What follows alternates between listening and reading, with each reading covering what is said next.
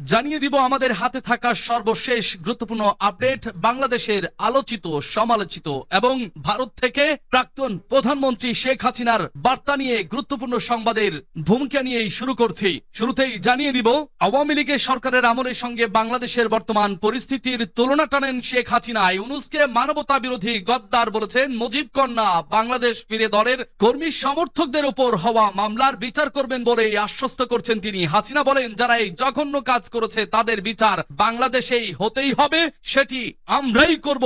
শহীদ পরিবারদের বলবো, আপনারা ধৈর্য ধরুন, চিন্তা করবেন না, আসতেছি আমি। আল্লাহ সেই জন্যই বাঁচিয়ে রেখেছেন। সুদখোর ঘুষখোর মোল্লা ইউনূসকে ধরেই প্রথমে বিচার করব, এরপর নতুন দল বাংলাদেশে জন্ম হয়েছে এনসিপি দল। এই এনসিপি দলকে আগে নিশ্চিহ্ন করে ছাড়বো, তারপর বাকিগুলোকে ধরে ধরে এক একটাকে পদ্মা ব্রিজের মাটির নিচে ধরে ধরে চুবাবো। দর্শক, আপনাদের থেকে মতামত জানতে চাই, আসলে আওয়ামী লীগ কি কখনোই আর বাংলাদেশে ফিরে আসতে পারবে? আর যদি ফিরেই আসে তাহলে বাংলাদেশের আবহাওয়াটা কেমন হবে তখন? আপনার মতামত কি তা কমেন্ট বক্সে লিখে জানান। আর আপনার অন্তরের গভীরতার যে অনুভূতিটি আছে, এই অনুভূতিটি আমরা জানতে চাই। দর্শক, মতামত দিয়ে আমাদের পাশে থাকুন। এরপর জানিয়ে দিব ঢাকায় সমাবেশের ঘোষণা ইসলামী আন্দোলনের। এরপর জানিয়ে দিব আদালতে শুনানিতে পলক। 5ই আগস্ট সংসদ ভবনে পালিয়েছিলেন শিরিন শারমিন, পলক সহ 12 জন। এদিকে এনসিপির বিক্ষোভ, আওয়ামী লীগ হত্যাকারী সংগঠন, আমরা তাদের ফিরতে দেব না। এই যে এনসিপি দল, এই এনসিপি দলের যে মূল পরিকল্পনা, এই পরিকল্পনাকে আওয়ামী লীগকে ধসিয়ে দিচ্ছে, আওয়ামী লীগকে নিশ্চিহ্ন করে দিচ্ছে। আর এই আওয়ামী লীগ যদি কখনো ফিরে আসতে পারে বা ফিরেই আসে, তাহলে এনসিপির অবস্থাটা হবে কি, এটাই আমার ভাববার বিষয়। দর্শক, আপনাদের মতামত কি তা কমেন্ট বক্সে লিখে জানান। এবং সর্বশেষ জানিয়ে দিব নির্বাচন ব্যবস্থার উপর জন আস্থা ফেরানোই ইসির বড় চ্যালেঞ্জ, বলছে সাইফুল হক। শুনছিলেন সংবাদ শিরোনাম, এখন বিস্তারিত। তবে তার আগে অনুরোধ থাকবে ভিডিওটিতে একটি লাইক এবং কমেন্টস করে জানিয়ে দিন আজকের এই ভিডিও সম্পর্কে আপনার মূল্যবান মতামত। আর অবশ্যই এই ভিডিওটি আপনার ফেসবুক সোশ্যাল মিডিয়ায় শেয়ার দিয়ে ছড়িয়ে দিন আর জানিয়ে দিন আপনি কোন জেলা থেকে বা কোথা থেকে আমাদের সংবাদটি শুনছেন এবং দেখছেন। জয় বাংলা, জয় বঙ্গবন্ধু, জয় শেখ হাসিনা, এমন স্লোগানে স্লোগানে মুখরিত হচ্ছে বাংলাদেশ। আর এটা দেখেই শেখ হাসিনার ভিতরে জাগ্রত হচ্ছে ফের সেই 16 বছরের নবীন যৌবন। আর সেই যৌবনের তাড়নায় ভয়ঙ্কর রূপে হুঙ্কার দিল, আসছি আমি, বিচার করব। বাংলাদেশে প্রত্যাবর্তনের হুঙ্কার হাসিনার। বন্ধু দেশের আশ্রয় থাকলেও তিনি যে লড়াইয়ের ময়দান থেকে সরছেন না, তা বারবার স্পষ্ট করে দিয়েছেন বাংলাদেশের প্রাক্তন প্রধানমন্ত্রী শেখ হাসিনা। আগস্ট থেকে দেশের বাইরে বন্ধু দেশের আশ্রয়ে থাকলেও তিনি যে লড়াইয়ের ময়দান থেকে সরছেন না, তা বারবার স্পষ্ট করে দিয়েছেন বাংলাদেশের প্রাক্তন প্রধানমন্ত্রী তথা আওয়ামী লীগের সভানেত্রী শেখ হাসিনা। ভারতের মাটি থেকেই এবার দলের নেতা কর্মীদের ভোকাল টনিক দিলেন হাসিনা। কর্মী সমর্থকদের আশ্বস্ত করে শেখ হাসিনা বললেন, চিন্তা করবেন না, আমি আসতেছি, সব অভিযোগের বিচার হবে। গত বছরের আগস্টে আওয়ামী লীগ সরকারের পতনের পর বাংলাদেশ ছাড়েন হাসিনা। তারপর থেকেই বিভিন্ন সময়ে দলীয় কর্মীদের সঙ্গে ভার্চুয়ালি যোগাযোগ করেন তিনি। দলের নেতা কর্মীদের নিয়ে তৈরি হোয়াটসঅ্যাপ এবং টেলিগ্রাম গ্রুপগুলিতেও নিয়মিত নিচু তলার কর্মীদের সঙ্গে কথা বলেন তিনি। সোমবার বিকালে বাংলাদেশের উত্তর প্রান্তের জেলা লালমনিরহাটের কর্মীদের সঙ্গে দীর্ঘ সময় কথা হয় হাসিনার। তীব্র ভাষায় হাসিনা আক্রমণ শানান প্রধান উপদেষ্টা ইউনূসকে। মোল্লা ইউনূসকে এবার ধরে ধরেই বেধড় বক্তব্য দিলেন হাসিনা। হাসিনা বলেন, বাংলাদেশকে শান্তির দেশ বানাতে চেয়েছিলাম, শান্তির ঘুমের দেশ বানাতে চেয়েছিলাম, একটি প্রশান্তিমূলক জায়গা তৈরি করতে চেয়েছিলাম, অনেক দূর অগ্রসর হয়েছিলাম। সেই দেশটাকে ইউনূস জঙ্গিদের দেশ আবারও বানিয়েছে। জঙ্গি খুনি সন্ত্রাসীরাই ইউনূসের শক্তি বলে ভাষণে মন্তব্য করেন হাসিনা। ইউনূসকে আক্রমণ করে হাসিনা বলেন, উনি গ্রামীণ ব্যাংক এবং গ্রামীণ টেলিফোনের টাকা আত্মসাৎ করে বিদেশে পাচার করেছেন, কর্মীদের টাকা চুরি করেছে, এজন্য শ্রম আদালতে তিনি সাজাপ্রাপ্ত আসামি। সেই মামলা অবৈধ সরকার প্রত্যাহার করে নিয়েছে, ফের বিচার করা হবে। 1 ঘন্টা 11 মিনিটের আলোচনায় আওয়ামী লীগের সরকারের আমলের সঙ্গে বাংলাদেশের বর্তমান পরিস্থিতির তুলনা টানেন শেখ হাসিনা। ইউনূসকে মানবতা বিরোধী গদ্দার বলেছেন মুজিব কন্যা। বাংলাদেশ ফিরে দলের কর্মী সমর্থকদের উপর হওয়া মামলার বিচার করবেন বলে আশ্বস্ত করেছেন তিনি। হাসিনা বলেন, যারা এই জঘন্য কাজ করেছে তাদের বিচার বাংলাদেশেই হতে হবে, সেটি আমরা করবই করব। শহীদ পরিবারদের বলবো, আপনারা ধৈর্য ধরুন, চিন্তা করবেন না, আসতেছি আমি। আসামি। আল্লাহ সেই জন্যই বাঁচিয়ে রেখেছেন।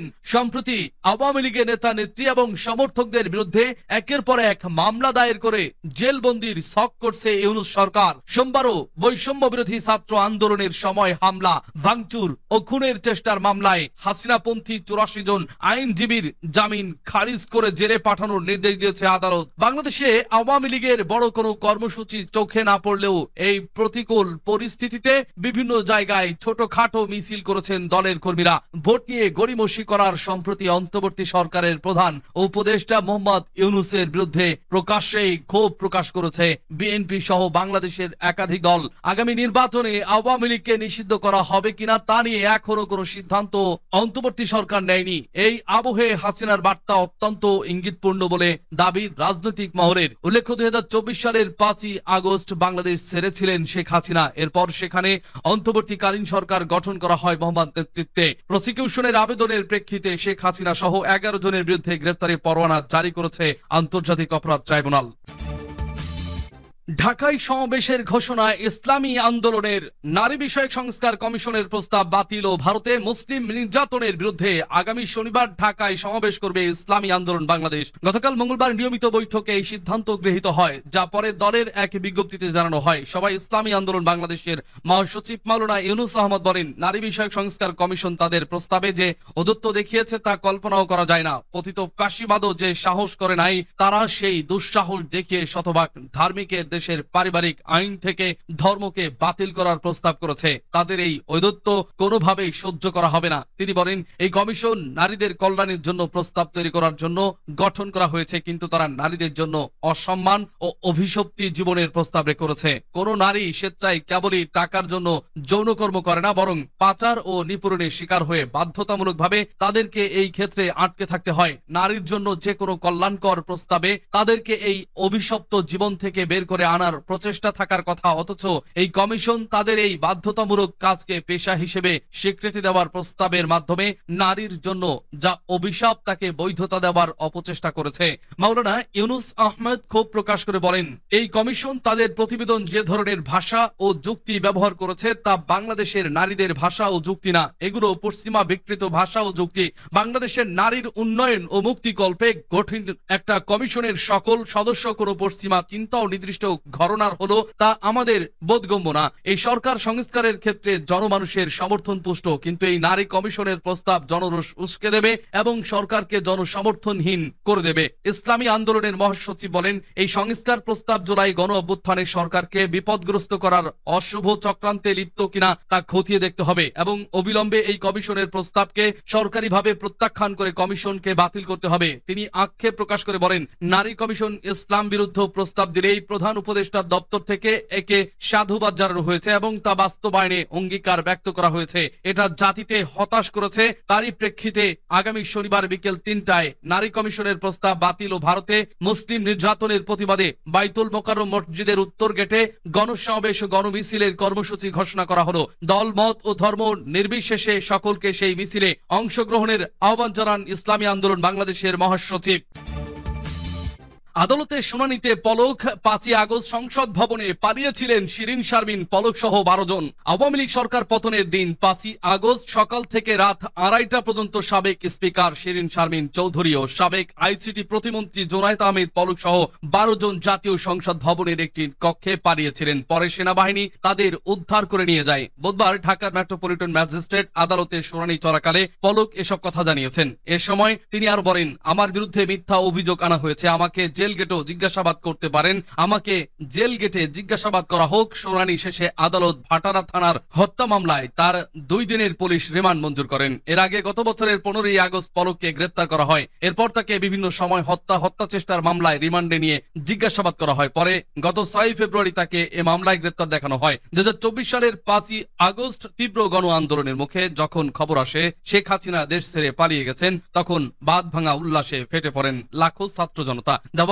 ভেঙে ঢুকে পড়েন গণভবনে। হাজার হাজার মানুষ দখলে নেয় সংসদ ভবন এলাকা। ভেতরে ঢুকে যেখানে সংসদ অধিবেশন বসে সেখানে গিয়েও ফটো সেশন করেন অনেকেই। পরিস্থিতি যখন এমন, তখনও জীবনের ঝুঁকি নিয়ে ভেতরে অবস্থান করছিলেন জোনায়েদ আহমেদ পলক। শিরিন শারমিন চৌধুরী সহ অন্তত 12 জন। পরে সেনাবাহিনী তাদেরকে উদ্ধার করে নিরাপদে নিয়ে যায়। এনসিপির বিক্ষোভ, আওয়ামী লীগ হত্যাকারী সংগঠন, আমরা তাদের ফিরতে দেব না। আওয়ামী লীগ একটি হত্যাকারী সংগঠন, তারা ছাত্র হত্যা করেছে, আরএমদের হত্যা করেছে, দেশপ্রেমিক সৈনিকদের হত্যা করেছে। যারা আওয়ামী লীগকে রাজনীতিতে ফেরাতে চায় তাদের প্রতিহত করব, আওয়ামী লীগকে আমরা আর ফিরতে দেব না। মঙ্গলবার রাজধানীর খামারবাড়ি এলাকায় আওয়ামী লীগের বিচার ও দলটির রাজনৈতিক কার্যক্রম নিষিদ্ধ, সংস্কার এবং গণপরিষদ নির্বাচনের দাবিতে বিক্ষোভ সমাবেশে এসব কথা বলেন জাতীয় নাগরিক পার্টির নেতারা। এনসিপির বৃহত্তর তেজগাঁও শেরে বাংলা নগরে জোনে বিক্ষোভ সমাবেশের আয়োজন করে। এ সময় এনসিপির জ্যেষ্ঠ যুগ্ম আহ্বায়ক আরিফুজ্জামান আদিব অন্তর্বর্তী সরকারকে আওয়ামী লীগের বিচার, নতুন সংবিধান প্রণয়ন এবং জোড়াই গণ অভ্যুত্থানের আকাঙ্ক্ষা পূরণে কাজ করার আহ্বান জানান। সমাবেশে এনসিপির সংগঠক মুনতাসির মাহমুদ বলেন, যারা আওয়ামী লীগকে ফিরিয়ে আনতে চায় আমরা তাদের প্রতিহত করব, একই সঙ্গে যারা ফ্যাসিস্টদের মতো চাঁদাবাজি শুরু করেছে তাদেরও প্রতিহত করব। অন্তর্বর্তী সরকারকে শহীদদের রক্তের উপর গঠিত সরকার উল্লেখ করে এনসিপির সংগঠক এস এম সোয়াই বলেন, আপনাদের দায়িত্ব হচ্ছে গণহত্যার বিচার করা, আওয়ামী লীগকে নিষিদ্ধ করা। এনসিপির যুগ্ম মুখ্য সংগঠক মোহাম্মদ আতাউল্লাহর সভাপতিত্বে সমাবেশে আরো বক্তব্য দেন যুগ্ম সদস্য সচিব সালেউদ্দিন সিফাত, মোহাম্মদ আলাউদ্দিন, মোহাম্মদ নিজামুদ্দিন ও আকরাম হুসেন, সংগঠন ইমরান ইমন, যুগ্ম মুখ্য সংগঠক সাইফুল্লাহ হায়দার, তেজগাঁও থানার আহ্বায়ক মোহাম্মদ ইরান প্রমুখ।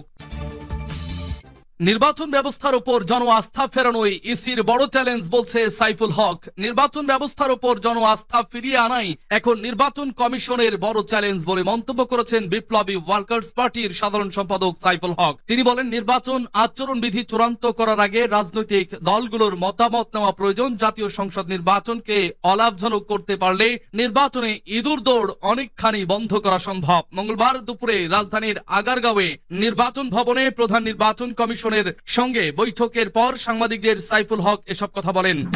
সাইফুল হকের নেতৃত্বে পার্টির 7 সদস্যের প্রতিনিধি দলে ছিলেন পার্টির রাজনৈতিক পরিষদের সদস্য বঞ্চি শিখা জামালি, আকবর খান, আবু হাসান টিপু, আনসার আলী দুলাল, মীর মোফাজ্জল হোসেন, মোশতাক ও মাহমুদ হোসেন। প্রায় 2 ঘন্টায় স্থায়ী সভায় সিইসি সহ অন্য কমিশনাররা উপস্থিত ছিলেন। বৈঠকে সাইফুল হক দেশের গণতান্ত্রিক উত্তরণে নতুন নির্বাচন কমিশনের দায়িত্বশীল ভূমিকা প্রত্যাশা করে তাদেরকে ধন্যবাদ জানান। তিনি বলেন, ধসে পড়া নির্বাচন ব্যবস্থার উপর আস্থা ফিরিয়ে আনা এবং জনপ্রত্যাশা অনুযায়ী অবাধ, নিরপেক্ষ, বিশ্বাসযোগ্য জাতীয় নির্বাচন অনুষ্ঠানই নির্বাচন কমিশনের সবচেয়ে বড় কর্তব্য।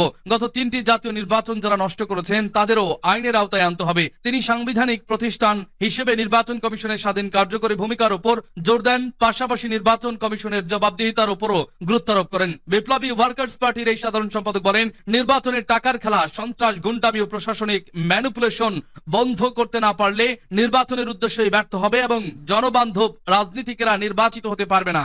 বৈঠকে বিপ্লবী ওয়ার্কার্স পার্টির পক্ষ থেকে আসন্ন জাতীয় নির্বাচনকে অবাধ ও নিরপেক্ষ করতে 31 দফা প্রস্তাবনা পেশ করেন। সাইফুল হক বলেন, প্রধান নির্বাচন কমিশনার সহ নির্বাচন কমিশনাররা বিপ্লবী ওয়ার্কার্স পার্টির অধিকাংশ প্রস্তাবের সাথে একমত পোষণ করেন এবং বলেন, সাংবিধানিক প্রতিষ্ঠান হিসেবে তারা সর্বোচ্চ আন্তরিকতা ও পেশাদারিত্বের সাথে তাদের দায়িত্ব পালনের চেষ্টা করছেন।